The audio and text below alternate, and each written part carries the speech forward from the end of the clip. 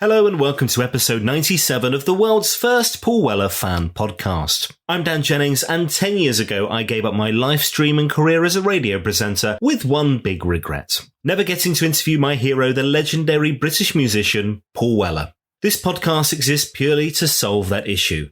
Welcome to Desperately Seeking Paul. Now, as much as I love talking to the musicians, the singers, songwriters, producers, music industry promoters, managers, journalists, band members, and others who have worked and collaborated with Paul Weller, this podcast was always intended to be a voice for the fans, to share their memories of the Jam, the Style Council, and Paul Weller. And so many of you listening are great storytellers yourselves with great stories to tell, able to paint a picture on what the man and his music has meant to you over so many years. Now, this is another one of those very special episodes with another superfan, Shane Juson. You may know Shane, you may not. He's a regular in the front row at Weller gigs, on the forums and at events. This is a really special episode. Let's get into it. Shane Juson, thanks for joining me. Hello, how are you? I'm very well. How lovely to see you. And lovely to see you too, Dan. Now, I have to say, at the time of recording, our friend Tufty is number one in the hit parade. His podcast is number one. So no pressure, mate. No pressure. No pressure. I've been called a number two before, so that's fine. Oh, dear. Brilliant. Now, let's kick off. You and I share this love, but your love goes back much further than mine. Mr. Paul Weller. I'm guessing... is that not what you're here to talk about? Oh, shit. I thought this was a job interview. Now, your love kicks off with the Jam, right? Yeah. I first heard Strange Town, but I was only 12-year-old, so I had no money. We were a poor family, so I couldn't buy it. So my first single was When You're Young. I bought it as I was passing a record shop. I'd not heard it at the time. As I was passing the record shop, the single sleeve was in the window, and I looked and I thought, bloody hell, that's a good image, with Paul Weller's turn-ups and a paisley shirt and whatever. So I bought it on that. What connected with the music and with the band, with the three of those guys together, with you as a young man? It was just the sound they made, really, I think, from a three-piece. Like, I was a Shorty Waddy fan before that. That's a whole different podcast, my friend. Yeah, we can cut that bit, though, can't we? But as soon as I saw the Jam, I loved it. And like I say, I saw the single cover, and I thought, that looks fantastic. So I went with that then, really. But I was impressionable. I still had long hair at the time and stuff. So, it changed my life, really, to be fair. I was going to ask in what way it changed, because... Oh, completely. You went kind of full mod and everything. So this was 1979. How old were you then? When You're Young came out, I was 13. So right, just turned 13. I wasn't a mod straight away. I just liked the image and whatever. And obviously 1979 is when mods all kicked off again. So I did get myself a Parker. Initially, I was full into it then. I was wearing suits to school and polka dot shirts to school, getting pulled up by the headmaster for having a Union Jack on the back of my Parker. I loved it. One day we were walking through I was walking through the playground at school because I was late for school because I'm not early for anything. The headmasters came over. He said, look, Shane, you know that Parkers aren't allowed to be worn at school. Take it off, please. So I said, yeah, sure. So I started taking off my Parker, and I had a yellow, blue and white boating blazer on underneath. And he said, Shane, put it back on and get back to class. And burst out laughing. I thought, fair play. So you were quite an impressionable young man by the sounds of things, right? Well, I'm colourblind for a start, so it doesn't really help. My discovery of Weller, as you know, because you listened to the podcast, was the solo years. So this was like, 92 with the song Aha, Oh Yeah, and then diving into this incredible back catalogue. So for me, I never got to really experience the kind of dusty days, as people have talked about them, this kind of era of music being a bit grey. And as a young kid, they're not really being something that connected with you. And then suddenly punk kind of changing things overnight, and the Jam for a lot of people changing things overnight. As a young man, there was this real connection with this band that suddenly means the world to you. Yeah, I don't really remember a lot of music before that, apart from Shoddy Body and rubbish like that, really. Like, I can't even remember the Beatles when I was a kid. One of my first memories is Wandering Star by Lee Marvin. So that probably sets me up for the rest of my life. The thing that's important to remember, obviously, is that YouTube wasn't a thing. Social media wasn't a thing. Right. No. So the only way to hear these songs is on the radio, and there's not a lot of radio stations either, really, at that time. No. A few commercials and BBC BBC and that, and Top of the Pops and stuff. But it's not like you're being fed information about the band continually. It's buying the music press and seeing the TV and the radio, right? Yeah, you've got to find it. Well, I was lucky. One of my mates at school was a big Jam fan as well, and he got me into the Jam. He would borrow me all their albums and their singles and whatever, and he'd even write out the lyrics for me, so which was great. But he had everything up to that point, which was probably Setting Suns, I'd have thought. So I was listening to all those and recording them and whatever, and then I was following them then from when you're young onwards. It was just great just to discover them, go back into their back catalogue and stuff like that. It's never left me, really. It's fantastic. I love it. And as a 13-year-old kid, were you allowed to go and see the gigs? Because they were pretty full on, weren't they? I was going to see the Jam at Malvern in February 1980. What would I have been then? I was just 13, really, and my mum wouldn't let me go. But 3 months later, I was old enough to go, and I went to see the Beats instead. My first gig was on my 15th birthday for the Jam at Stafford, and that was unbelievable. Just the pure power of the band on the stage and stuff like that. It was absolutely fantastic. The thing that sticks out, two things that really stick out to me was, well, a few things. There are 10 things. There was 10 things, not anymore. Hang on, let me make a list. I'll go with 3 because it'll be quicker for you. I remember all the scooters being parked outside, which was fantastic to see. Before the gig, I bought 2 little Panda Pops. Do you know the little plastic containers of pop? Right. Well, I bought 2 of those, one of those for me and one for my girlfriend. And I had white jeans on at the time. So stupidly, my first big gig, obviously, I put the Panda Pops in my pockets. Now, as soon as the crowd surged, these Panda Pops exploded and my jeans were like pink. And I was thinking, I've got nothing to drink. And then the other thing that was Boy About Town when that came on, because I love Sound Effects. It's my favourite album. When Boy About Town came on, Paul Weller and Bruce both did a jump where the horns kick in. But obviously it was pre-horns in those days. And that just blew my mind. I thought, this is fantastic. How brave were you? How close to the front did you get? Or were you kind of easy back a little bit? Oh, no, I was quite far away from the barrier. I was probably 3, maybe 4 people back. Which now we're a bit older is impossible, right? You need something to lean on. I've got my heart problems, I've got my back problems and my knee problems, so I've got to lean against the barrier these days. I know, same here, man, same here. Yeah. So you were right in amongst it as a 15-year-old kid. My God, that must have been so exciting. The Bingley Hall was the best because I was actually at the front.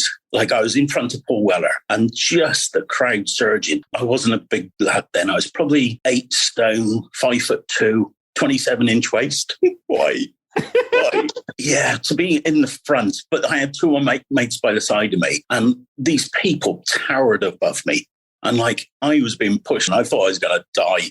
That's the closest thing I've ever thought I was going to die at a gig. Honestly, fantastic. I love it. Love it. What was that? March 82, Bingley, right? I was March 21st, 1982. Oh, that's an exact date. Brilliant. And at that point, obviously the Jam, riding the top of the charts. We don't yet know that 9 months later it's coming to an end. Yeah, exactly. Yeah. Well, The Gift had just been released 2 weeks before. He'd be playing all this stuff off The Gift and everyone was singing along to it. And like, it was fantastic to be singing all these songs with these people who all knew the words, and within 2 weeks, it was just amazing, really. So, did you get to meet the band at that point as well? I did. That was the first time I got to meet Paul. We got into the sound check, which there was probably 200 people in there expecting it, and it is on YouTube, so you can see me quickly on there. There's a girl I met at a gig at Cannock, and she was in there as well. So I've seen her since, which is unbelievable. After the sound check, the security were pushing us all out and whatever,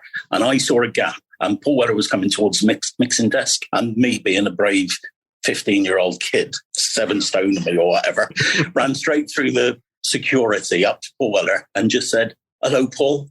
And he said, "All right, mate." And that was it. I didn't have a pen on me or anything. And like the next day at school, I was like famous. Like I was the person who had met Paul Weller. I think I was the first person in my town to meet Paul Weller, which is unreal, really. So, yeah, very sad, but very true. I love that. That's so good. Okay, well then, obviously, when the news comes through that, front page of was it Melody Maker? I think the first, or Record Mirror, wasn't it? Maybe. Well, I think. How did you hear the news? Yeah. Well, I was coming back from a Outward Bounds course in the Lake District. We'd been there with college, and I was on the train, so I called in at Carnforth railway station, and I saw the news on there.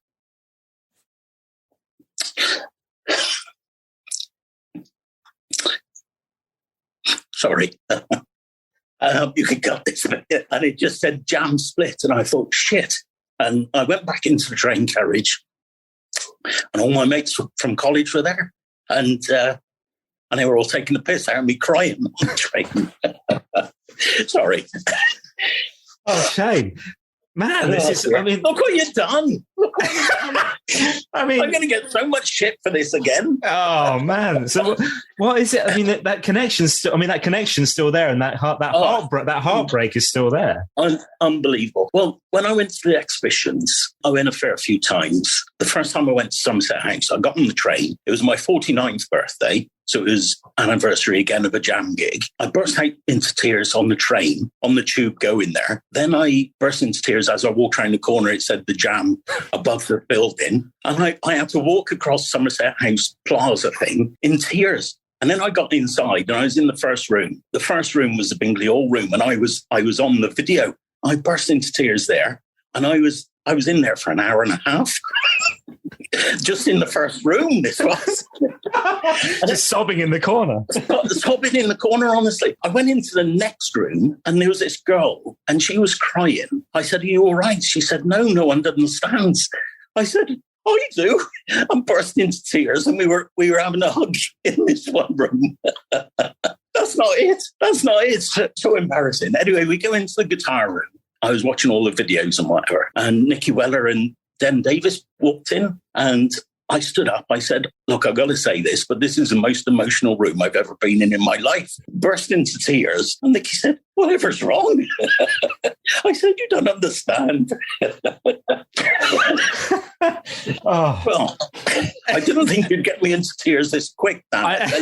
It was really early on, wasn't it? It's almost a trauma, right? Because it's a bit like, it's almost like you've been dumped by a girlfriend that you absolutely love and you're obsessed with. And there's no way whatsoever. Whatever. There's no way whatsoever you can win her back. It's not in your control at all. Yeah. Paul's made his decision. The band's coming to an end. This thing means the absolute world to you, right? Oh, completely. I remember the last Birmingham gig I went to in December. I was lucky enough to get backstage after the gig, only because I was babysitting. I was babysitting someone's son who was a star at the time. Anyway, that's another story. But I was sat down talking to Paul Weller. I said, "Do you know what you're going to do yet, Paul?" He said, "I haven't got a clue yet," as if he was going to tell a 16-year-old kid, give him a world exclusive about what Paul Weller's going to do after the jam. Yeah. You've broken me down with your tough questioning. Let me tell you everything. Yeah, exactly, yeah. You and your bloody boating blazer. Just going there, it brought it all back, because it was just like a cleansing, really, going to the exhibition. I think it was it was unreal. I was in tears every time I went, and I went 15 times. Oh, man. We need a new box of tissues for Bryson, folks. When I came down to Tufty's podcast, Sam Molnar actually gave me a box of tissues. He said, "You might need those, mate." I love the connection and the fact that it means so much to you and to people. Oh, yeah, unbelievable. And that really hasn't left me, really, to be fair. And my mates think I'm pretty sad, but it's so ingrained in me. That's the trouble. It is so ingrained in me. I got into scooters, I got into mod scene and whatever, and still got scooters. I've never really called myself a mod, but I was a jam fan initially, but I've always been mod influenced sort of thing. So, yeah. And obviously that band, it's important for us to talk about. I mean, I know this is the Paul Weller Fan podcast, but it is important for us to talk about the other two. It wasn't just Paul Weller, right? Who? Oh, no, I don't think it'd be the same without Bruce and Rick, to be fair. And it wouldn't have been. They were perfect for it. Perfect. I didn't meet Bruce when they was in a jam. I've met him since a few times, but I met Rick, and Rick's a lovely bloke. Rick's really nice. So there's a couple of questions I want to ask you about those two, right? So am I right in thinking that you're the guy who asked Rick Buckler why there was no video for Eat Some Rifles? Yeah. He didn't know there wasn't one. You've done your research, Dan. Yeah, I went to a Q&A at the Two-Tone Museum in Coventry. It was open to questions sort of thing. And I said, how come there wasn't a video for Eating Rifles? He said, there was. I said, no, there wasn't. He said, there was. No, there wasn't. I said, you had a boating blazer on in one, in Top of Pops. You did 3 tops of pops altogether. He said, I didn't know that. And then he said, we've got a proper anorak in the audience. And I was so chuffed. I met him after and he said, I'm really sorry for calling you a proper anorak. I said, it made my day. I'm going to get a T-shirt made with it on. Yeah. And what was the Bruce Foxton thing? So on your social media, you shared a photo of you with Bruce at Jeremy Vine. Jeremy Vine, not Jeremy Kyle. I was admin on another jam group and I got invited down to the Jeremy Vine show to be part of the audience. It was only 26 of us there. There was Keiko there, there was Den Davis, Dell was there, Rob Lawrence was there. They were just recording a show, really. It was from the jam sort of thing. So Russell was there and Bruce was there and whatever. Yeah, that was good. I left here at 2:30 at night to get there in there for 6:30. I was knackered, absolutely knackered. Never mind. And what did they do? Was it an interview and a performance or just a chat? Or?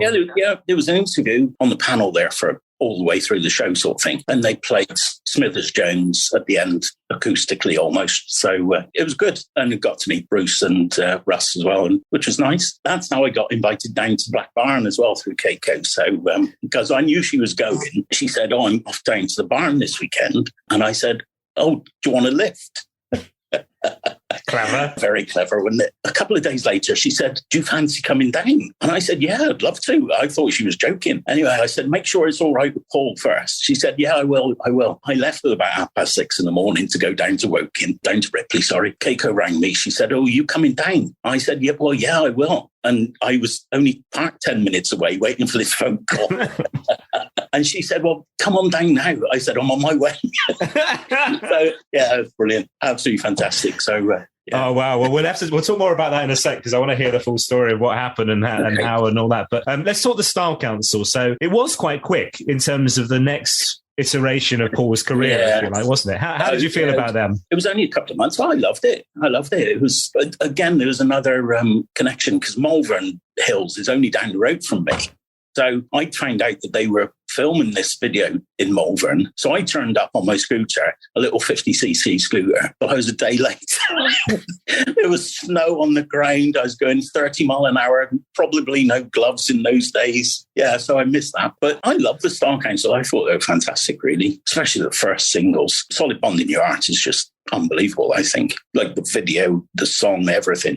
Absolutely perfect. It still amazes me the fact that kind of run of first singles, they're not on that first album. Oh, exactly. What's that all about? I know. Could you imagine Ed Sheeran doing that? They bleed the album to death almost. Yeah. Like every song becomes a single, doesn't it? You know, it's so different. Exactly. When you look at Going Underground and when you're young, they're not on albums either. It's unbelievable. And that productivity in those first few years of the Style Council, the amount of new material you're getting as a fan is remarkable. Oh, it was. Yeah. During the Style Council years, I'd actually bought my first brand new scooter on the day the jam split up, 11th of December. I went off then to do my scooter bit. Stupidly, I only went to see the Style Council once, and that was in 1987, because I was off doing scooter rallies and bloody being an idiot, really.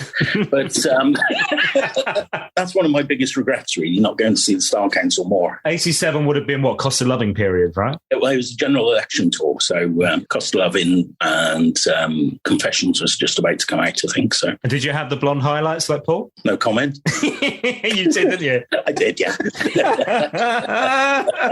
I still got them now, of course. They're a little bit grayer. One thing I love about your new Facebook group, and we'll talk about that in a second, but I've always loved like seeing the photos that you share and the memories that you share on social media as a huge super fan, was that connection from the beginning of Paul's solo career, because it means something to me. It's like, you know, that's when I discovered Paul, and it connects with me as well. And you were there like really early on with those early solo gigs, weren't you? Yeah, I went to Coventry first, which was November 1990. That was my first solo gig. There wasn't that many people there. I always think there was more because I was on the barrier, obviously. So I always thought there was more. But I loved it. I absolutely loved it. And I thought, I got to get some more tickets. So then I bought tickets for Cardiff and I bought tickets for London as well. So I organised a minibus trip down to Cardiff. And then me and one of my mates went down to London as well. We met him twice in 3 days, which was fantastic. Carrying his ironing board into the gig. How cool is that? With the photos, I was just lucky enough to take a camera and sneaked it in. I managed to take, 40 photos at Coventry. It was the old style camera with a film and whatever, so I didn't know what I was taking. But luckily, some of them came out all right. And then I got it in at Cardiff and in London as well, so I got some decent photos, really. It's fair to say, I mean, when you watch footage of those bits now and clips of around that time, I mean, he looks so bloody cool. I love that look at that time. Oh, yeah. But they sound brilliant, don't they? The Paul Weller movement and those first few years of live they've always sounded great, but that period, I thought they sounded so funky. Oh, they did, yeah. Well, he did Precious for the first time, which is blew my mind really again. But yeah, just to hear Precious again was unbelievable. And I think he did Tales from the Riverbank, Peter Paul Alfie as well on that tour. And then he did It's Very Deep Sea and whatever on the piano. And I remember some bloke in London shouting, "Bring back Mick Talbot." But also the really exciting thing is he's started to break new songs. And it's that point at which, you know, and Tufty talks about this, that kind of period when it was pretty low, as low as, you know, as low you can get in terms of, like you say, not many people in those crowds and those very early gigs, right? But actually what you're getting to hear is songs like, you know, Cosmos and, you know, Remember How We Started and then Into Tomorrow. And suddenly he's rebuilding stuff. I mean, God, that must be so exciting. Oh, when I first heard Into Tomorrow, I thought, this is it now. This is going to kick off. And just those first few notes on the guitar, unbelievable. Funnily enough, the live bits in the video were in Guildford. I think it was Max Beasley's 18th birthday that night. I have got some photos of that night as well somewhere. It was brilliant. Yeah, Into Tomorrow was fantastic. And just seeing it on the telly again as well. So seeing the video and yeah, brilliant. From that time, what would be your favourite gig if you were to pick one? Subterranea, June 92. Well, I got on the guest list for a start, which was nice. I met Paul as he was coming in. I was with a lovely woman called Dawn Phillips at the time, just chatting to her outside the gig and whatever. And Dawn passed away last year, and she was lovely. I was talking to her outside. I said, "How many times do you sing Paul Weller as you do?" She said, "I don't know, a couple of hundred." And I was thinking, and I'd only been to about 30 gigs at the time, and I was thinking, this is big time.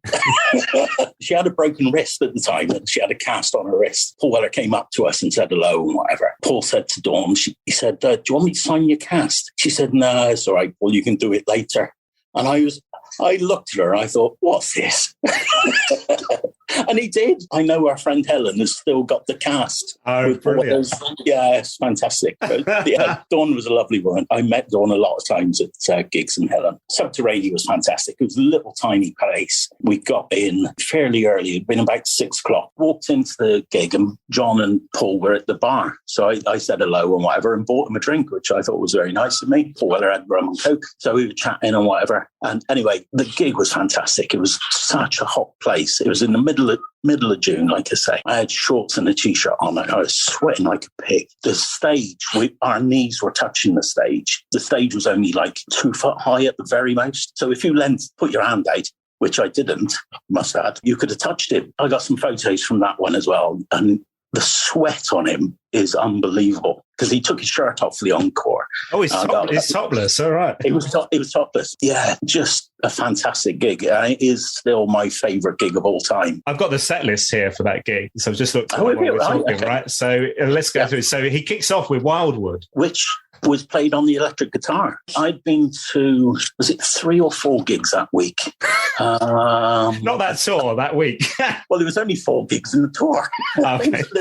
they were all London gigs. He came on and did Wildwood Electric on the electric guitar, which is, he played it in the Mean Fiddler a couple of nights before as well. And that was the very first time I had heard Wildwood. And that was 1982. And that didn't come out till 94. So unbelievable. Brilliant. Yeah. So we're into that. Then The Weaver. Then we have The Cost of Loving, the Style Council song. Bull Rush, which goes into Magic Bus by The Who. Oh, that is fantastic song live. I wish he could do that once more. Honestly, brilliant. Yeah. I would love to hear that. Arrival Time. which was I don't know that there was a B-side at one point. It was a B-side, yeah. What else we got? Ohio, Crosby, Stills, Nash and Young cover there. Above the Clouds. Oh my God, that is one of my all-time favourites. I love Above the Clouds. That's in my funeral list. So. Okay, good to know. Yeah, well, sing along. Right, then we're into a couple of jam songs. Man in the Corner Shop, Tales from the Riverbank. Then we've got, again, we're talking, because 92, we're talking like some of the B-sides, so All Year Round, Ends of the Earth, The Loved, which is, again, one of my all-time favourite songs. Piccadilly Trail, The Star Council, Long Hot Summer, Star Council song, obviously. Into Tomorrow, Bitterness Rising. Again, that is a great... Bitterness Rising. I just love putting that on the Jam Society sometimes. when they're all having to go at Paul Weller, I just put Bitterness Rising. And just a little quote off that. And I think, there you go. This is the Facebook. I don't think I'm on that Facebook group anymore. I think they I think they deleted me. I'm amazed I haven't been kicked off that one, to be fair. Now, we should talk about the Facebook groups, because you've started your own now, Absolute Beginners, The Jam and Beyond. Already we've got hundreds of members of this. So there are so many communities on Facebook. It must be amazing to have like these channels, these social media where you can share memories and stories with fellow fans. Well, I was fairly late to the game with Facebook, really. I've only been on it, 7 years or so. So I didn't know what it was all about. I thought it was just a load of bloody kids chatting to each other or whatever, but it's for old blokes apparently. So I missed the first Wake Up Woking and stuff like that because I wasn't on Facebook, and the first Solid Bond in Your Heart down at the Woking Football Club with Tufty and whatever. So I'm glad I'm on it, and like you said, I've started my own now. So it's going all right. We could always do with more, Dan. Well, we'll put the link in the show notes so people know that they can go there. And it's a nice, safe environment where you can all cry together about your memories. What was the story you said you were going to come back to? You said you were going to. I'll come back to that. You said, yeah, those gigs at London, I couldn't get a ticket for love nor money. I rang up Ticketmaster. I said, I'm after one ticket to see Paul Weller at the Mean Fiddler. He said, oh, you're lucky, I've got one left. Tickets were 10 quid at that time, which was still a fair bit of money, really, I suppose, in those days, because you're talking 30 years ago now. But anyway, I rang up. They said, we got one ticket, you can have it, but it's going to cost you 100 quid. And I said, 100 quid? And he said, yeah, well, if you're not willing to pay it, you're not going, are you? And put the phone down on me. and I thought, well, I was going to pay it. But this is an actual legit ticket agency as well. It's not like you're ringing Facebook Marketplace. Well, I'm pretty sure it's Ticketmaster, but this is the very early days of Ticketmaster. So luckily, what I did was I went down to the gig beforehand. So I was there at like 2:30 or whatever, and I met Paul Weller outside the gig, and one of the blokes off another Facebook group called Andrew Davis, he met me there, and he said, why didn't you ask Paul if you could get in on the guest list? So I did, thinking, I'll never do this. He said, yeah, that's fine. Have a word with Dad. So I had a word with John. He got me on the guest list, and I said, can I be cheeky and ask to be added to all of the gigs? He said, yeah, no problem. That's John. He was brilliant. But funny enough, this Andrew Davis took a photo of me talking to John just after I'd spoken to Paul Weller. He put it on Facebook a couple of years ago, and it's one where Paul Weller's got like his emo Phillips hair, and glasses, and he looks so cool outside the Mean Fiddler. I had to look at this photo for about 10 minutes and think, is that me in the background? And it was, because I don't see myself from the side profile, do I? So I got to see all those gigs for free. That's incredible. One other thing I love that you shared on your channel as well was and I have to be honest, I've always been a fan of the tour t-shirt, and I used to love the match day programs as well. Oh, yeah, fabulous. Yeah. The tour programs, brilliant. But you've got a t-shirt from every single tour, right? Since those ones in 91, 92. I've got a t-shirt, well, at least one t-shirt from each tour from 1990. Yeah, some of them, because they were different t-shirts, I bought 3, 4, 5 t-shirts in a tour. Yeah, so I got a lot of t-shirts really, but I found a load in the attic the other week, all kept in pristine condition. They could do it with an iron, I must admit, but but I'm thinking about putting them in frames and having them up on the wall sort of thing. So, yeah, brilliant. Yeah. Oh, God. Well, I'll tell you what, when there's another exhibition, because there will be a Paul Weller solo one, you'd have thought, surely at some point. Well, I hope so. You're the guy to come to, right? I hope so, yeah. I might even do it at my house. Now, let's talk about more recent years. So you mentioned about the visit to Black Barn. Paul's career over the past 30 years is obviously, he's released gem after gem after gem of albums. But the last few years, the critically acclaimed, once again, #1 album, albums once again. On Sunset is a really special album. Was this the trip with Keiko? It was, yeah. This was on a Thursday, it was. So we went down there. Keiko was already in the studio and she was chatting to Paul as I walked in through the door. He was tucked behind the jukebox. Anyway, I stood there trying to look cool, as you do, but panicking underneath, honestly. He got up and he said, "Oh, hello, Shane, how are you?" And I thought, shit, he knows my name. I don't know whether it was from Injunctions or what, but... yeah.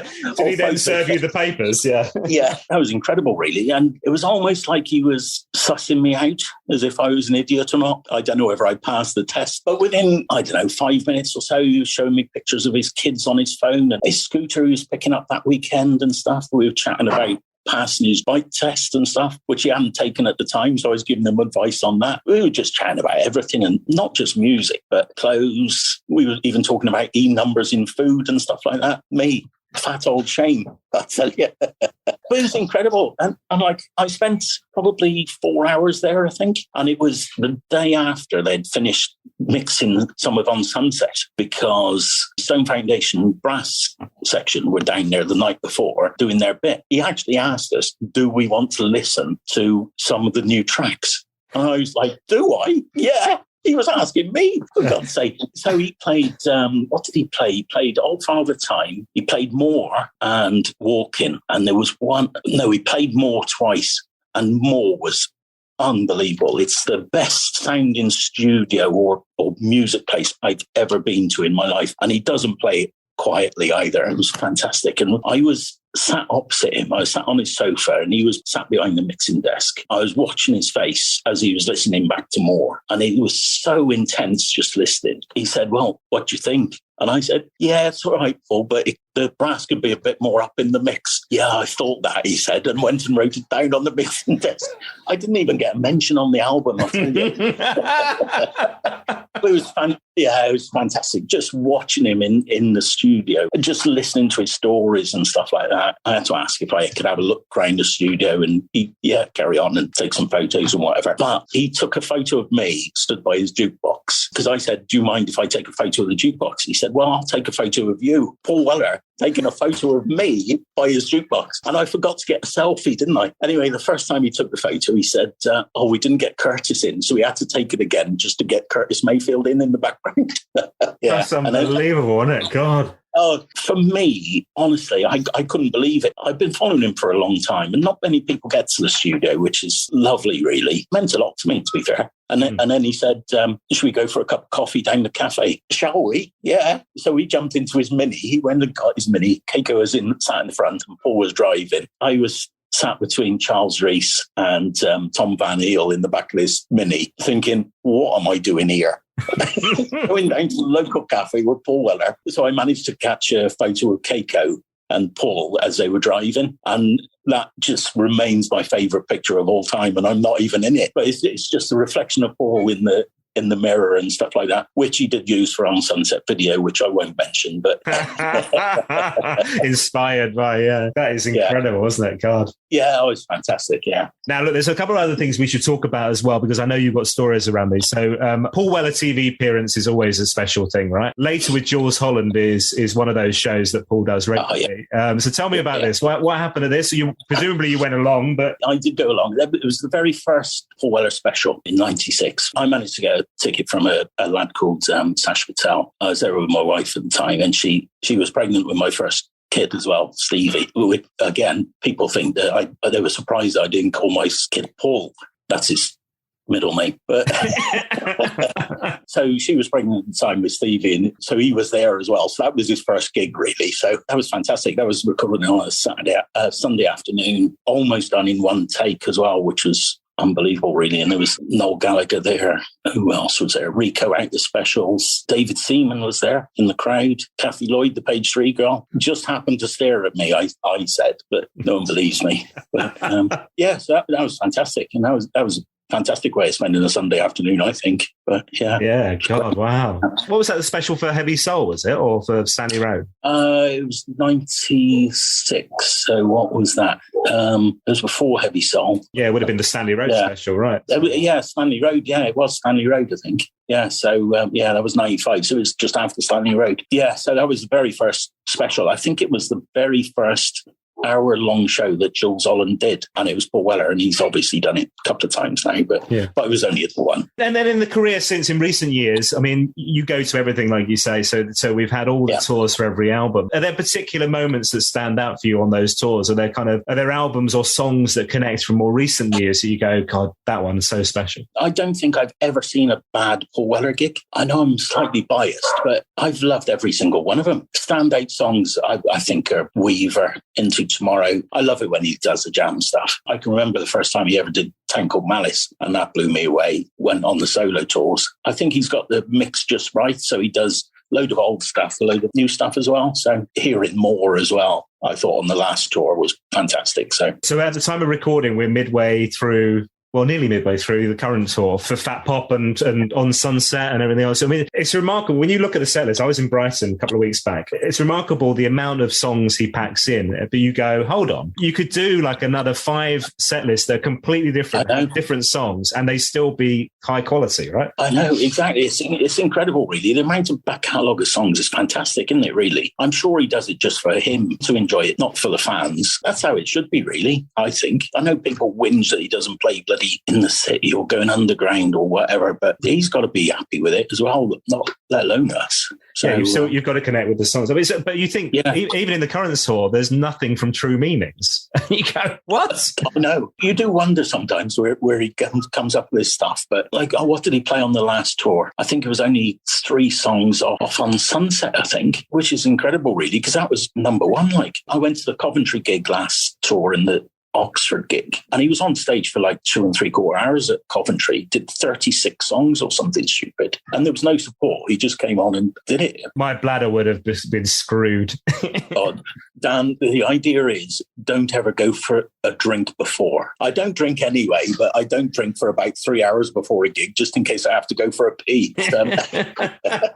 A couple of other things we should talk about, and these are stories I don't know about, folks. All I know, I've got 1 word or 2 words, right? So I'm going to fire a couple at you, okay? Hamilton Terrace. Yeah, Hamilton Terrace. Well, that's in St. John's Wood. It's where Paul Weller used to live. What happened was, me and my mate went to see Paul at the Albert Hall the one night. We weren't staying far away from the Hamilton Terrace. So we said, should we go and try and find his house? This was 2:00 in the morning in a very posh neighbourhood of London. We were wandering up and down the street trying to figure out, because I'd seen a picture of his house in the newspaper or something. So I thought, we'll find it. Won't be a problem. Anyway, 2:00 in the morning, the police turn up, and they think we're casing the joint. The policeman stopped us. He said, what are you doing?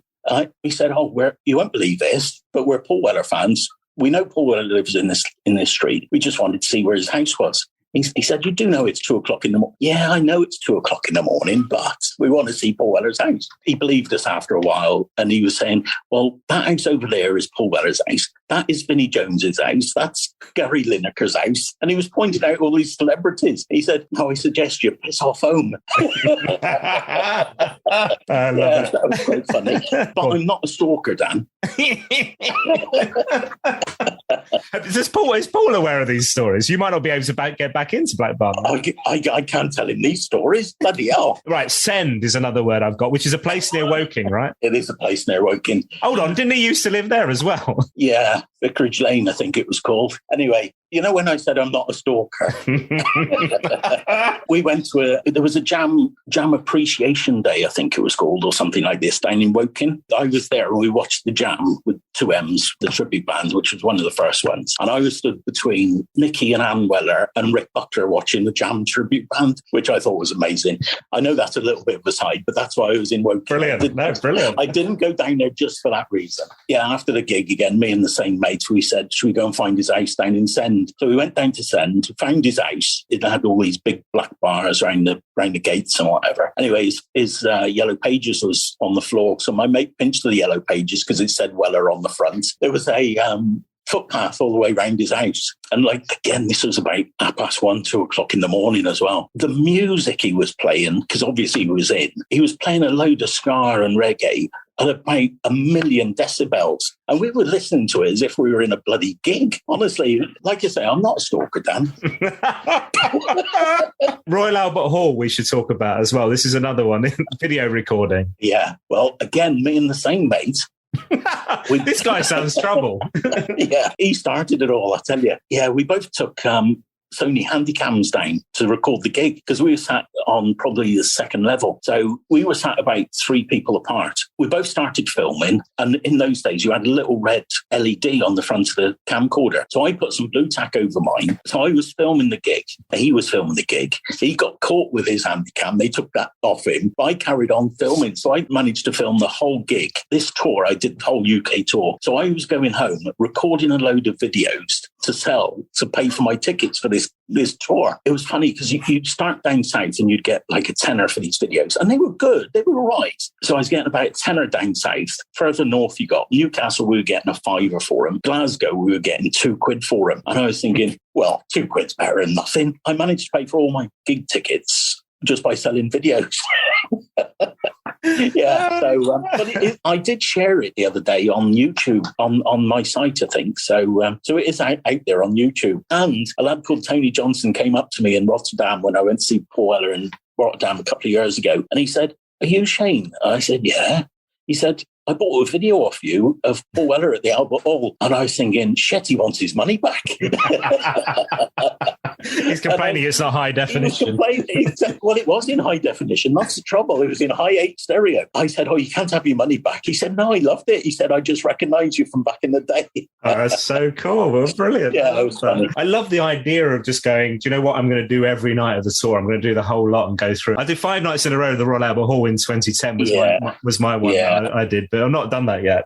Yeah. Like I'll be able to, you know. Yeah, I think it was something like 23 gigs in 30 days. Like, and we did from the South Coast, Bournemouth, Brighton, up to like Glasgow, Barrowlands, which was fantastic. John Campbell's favourite gig as well, because he was there as well. Newcastle City Hall was incredible as well. Manchester, everywhere in between, really. I loved it. It was the days before I had kids as well, so it was possible. One thing we should touch on, because you mentioned earlier on, is the Wellers and Nikki and John and Anne. Yeah, I've met Anne a few times, and she's one of the loveliest people ever, really, to be fair. And so is Nikki. John was fantastic. John would let you into the gigs. He was the one who opened the doors to get us in Bingley Hall and stuff for the sound check. So, yeah, but Anne's lovely. I went to Liverpool exhibition, and it was the very last day I went there. And I'll probably cry again now. And Nikki said, "Have you said bye to Mum?" So I said, "No, I haven't." She said, "Pop into the office and say bye." So I went into the office and I said, "Hello, Anne, I'm off now. This is my last visit." It was the last day, obviously, but I said, "It's my last visit. I just wanted to say thank you." And she stood up and she said, "Well, if it wasn't for people like you, we wouldn't be doing this." And like, I burst into tears, as I am now. But yeah, it was fantastic. And she's lovely, honestly. She really is. And didn't you ask her what her favourite song is as well? Oh, yeah. That was on the Jam Appreciation Day. Her and Nikki had set up a record stall. So they were selling stuff like demos and early promos and stuff like that. We were chatting the way to her and I said, "What's your favourite song?" And she said, "Oh, it's All the Pebbles on the Beach." And Nikki looked around at her and she said, "You know that Paul tells you off for saying that. It's Broken Stones, Mum." "Oh, whatever," she said. That was funny. Well, look, Shane, this has been so special. Hearing your memories, seeing your emotions has been an absolute joy, man, honestly. Well, this summer we've got the next exhibition. So the Jam, the Style Council in Brighton. Cannot wait for this, I have to say. No. And at the time of release of this podcast, very soon, so if you haven't got your tickets yet, folks, get your tickets. You're going to be down there, I understand? I have asked for a job. I want to be a tour guide if I can get through the tears. So yeah, I have mentioned it to Nikki, and hopefully I can do something down there. I'm really looking forward to it. I want to stay down there the whole month if I can, and just pop in there every day, I think. So come and say hello. Shane, this has been such a delight to spend time with you. As you'll know, as a listen to this podcast, there's a couple of questions I need to ask you before you go. All right? Oh, I was dreading this bit. Yeah, go on. So you're allowed one Paul Weller song for the rest of your life. It can be the Jam, the Style Council, or solo. What are you going to go with? Well, I've got to go with When You're Young. First single, first thing I bought. It's always been with me, really. So it's going to be played the last song of my funeral as well. So just to cheer people up, obviously. not that people will be sad, I expect, but there you go.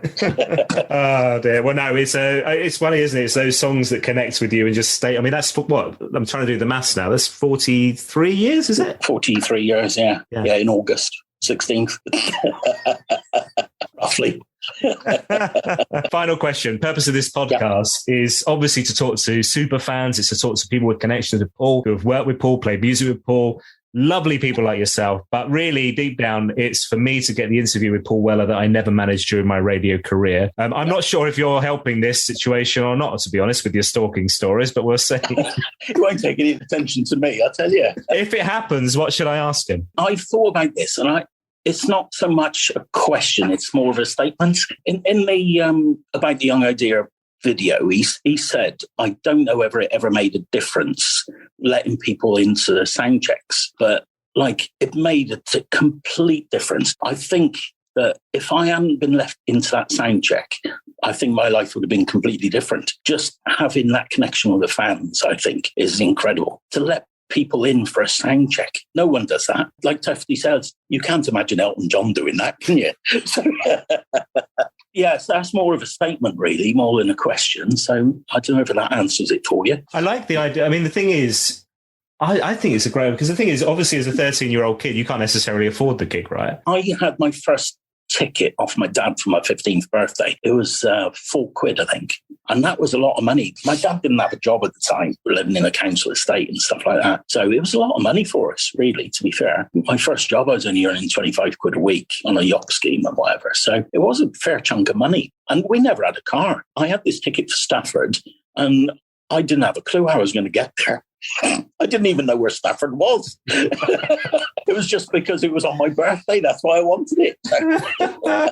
But yeah, I was thinking this, because obviously they don't do that now. It's not like a Weller solo gig, folks. You can't turn up and get into the sound check, as far as I'm aware. I was thinking how cool that would be, because it's kind of, I mean, one thing that's great about the solo gigs now is you do see people of all ages. So it's not just old gits like you and I, my friend. Yeah. But, you know, but actually, you go, if there was a sound check in the afternoon and like 13-year-old kids could go along, they might discover Paul's music more, you know?